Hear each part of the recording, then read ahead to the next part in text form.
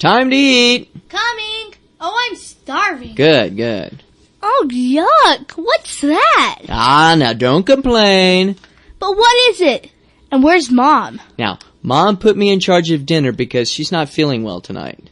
But what is it? And that smell. It's pizza. I just followed an old family recipe here and... Let me see that. Oh, Dad. What? You're missing the page.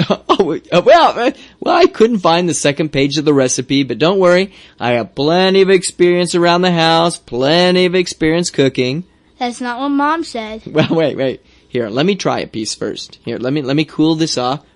Okay. Ooh, yeah. Ooh, this is great stuff. Yeah, right. Why are you making that face? Well, it's just a little rich for me, that's all. Let me try it, Dad. Dad, you put a little too much salt in it. And besides, it's burned. Well, and what's that? well, that's just part of my own adaptation of the recipe. I added some pumpkin. Oh, not another one of your surprises. Pumpkin doesn't go on pizza. Well, okay, so what? What do we do now? Well, how about some cold cereal? You can't mess up on that, Dad.